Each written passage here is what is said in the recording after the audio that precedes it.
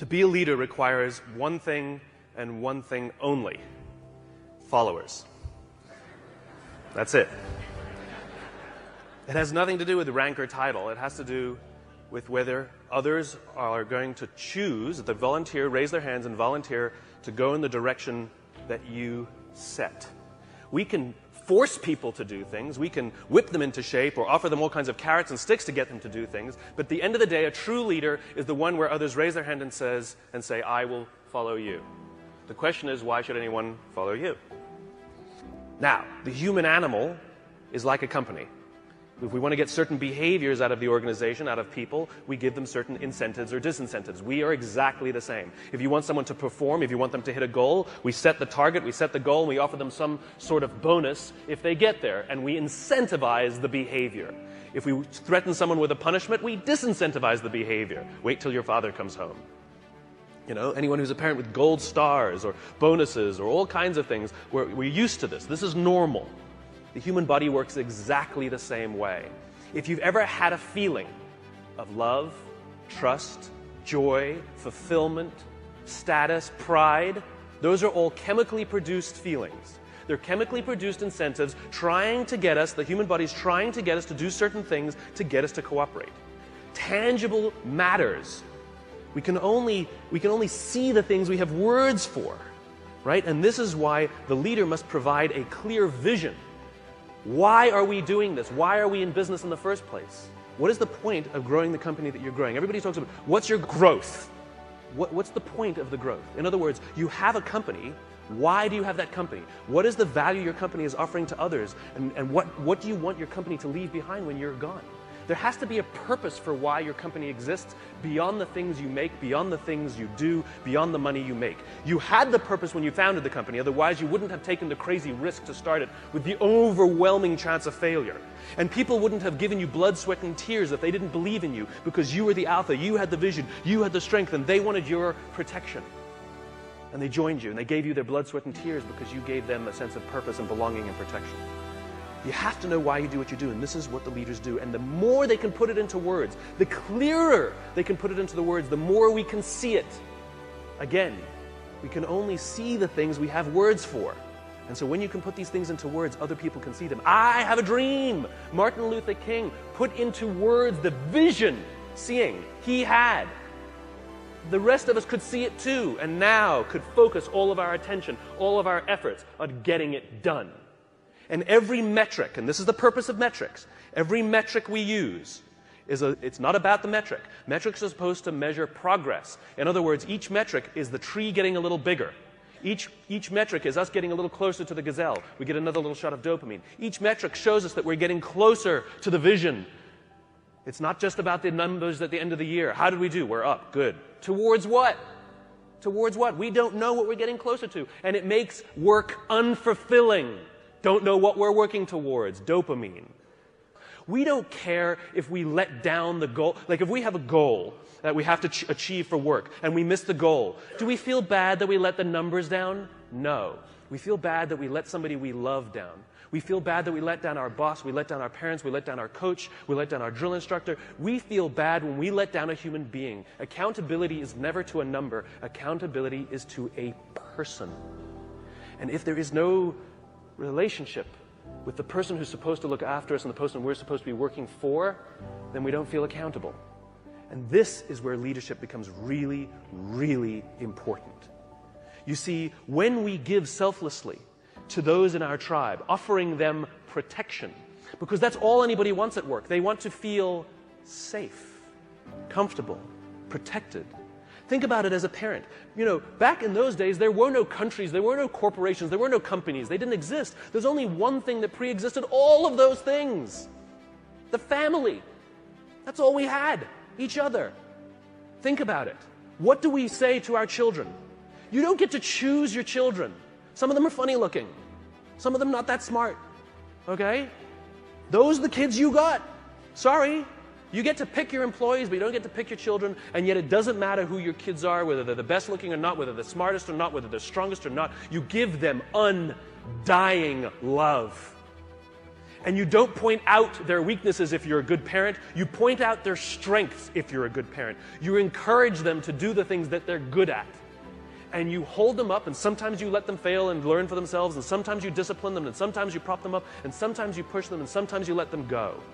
And more than anything else, all we want for our children is to achieve more than we could have achieved. And we will do that by providing them support, a feeling of safety, a feeling of protection. Well, guess what? It ain't no different at work. Stop saying our company is like a family. It is a family. And you are the mother and you are the father. And the minute you hire someone, you must give them undying love, and you must work tirelessly to see that they can achieve more than you could ever have imagined yourself achieving. Those are the best leaders. That's what it means to be a servant leader. Any company, any CEO that says to me proudly, "We put our customers first," I always say, then that means you put your employees at least second. We put people first. Human beings come first, not numbers. We sacrifice people to save the numbers, but we don't sacrifice the numbers to save the people. A little bit backwards. And yet when we are willing to sacrifice the numbers to save people, you watch what happens to the people.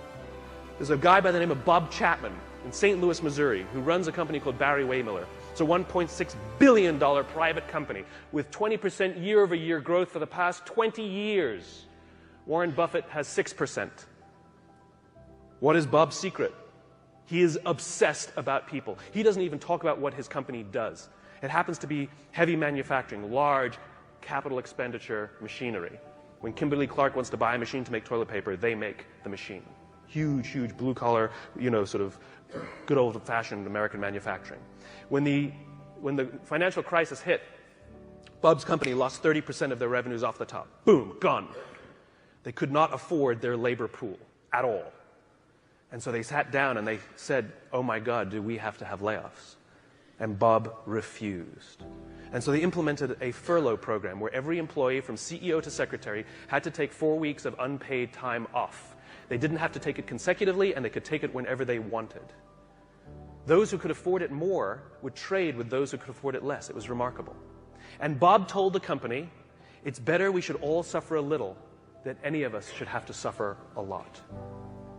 As human beings, we are biologically designed to cooperate, and we want to help each other. When you give someone the responsibility, when you put them in a position of power or authority for their responsibility, they rise up. Why? Because we all want to feel that our lives have value. We all want to feel that our lives and the work that we do is valuable to the tribe. We all want to know that our company needs us. But we don't make people feel needed, and we don't make their work feel necessary because we take all the responsibility and we don't let them have it.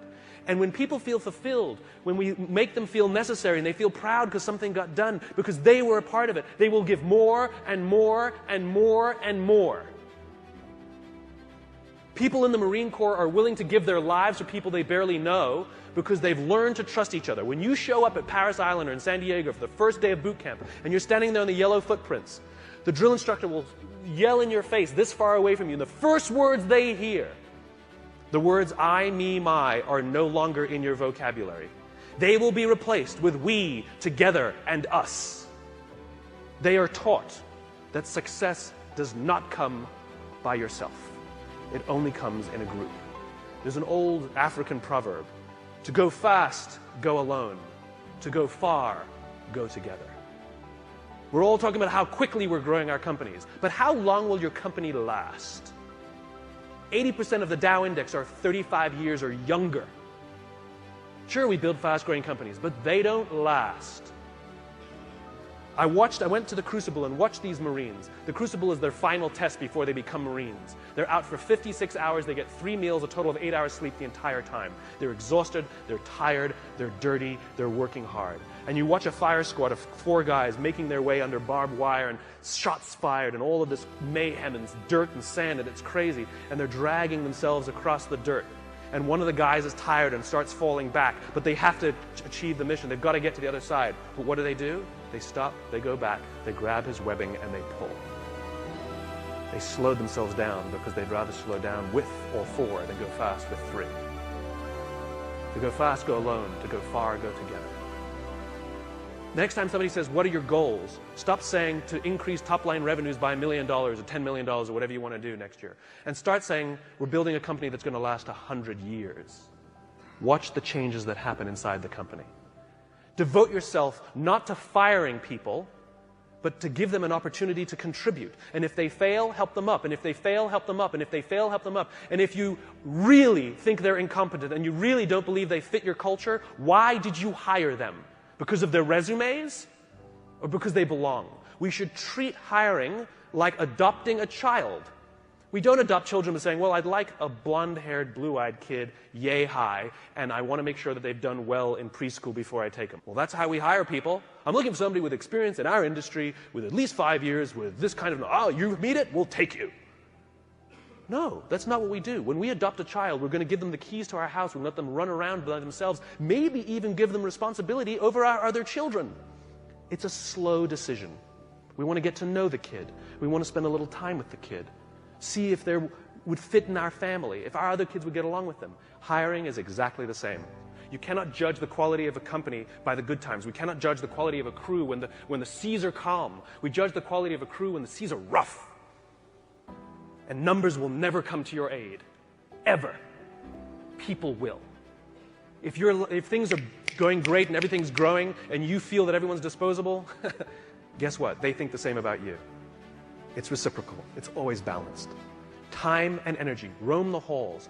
Implement policies where if you have something to say somebody, not just the exchange of information, if you want to pay someone a compliment, if you want to ask somebody a question about their work, not about some fact like what time's the meeting, you do not send emails. You stand up, you walk the 35 feet, and you walk into their office and say, hey, quick question for you.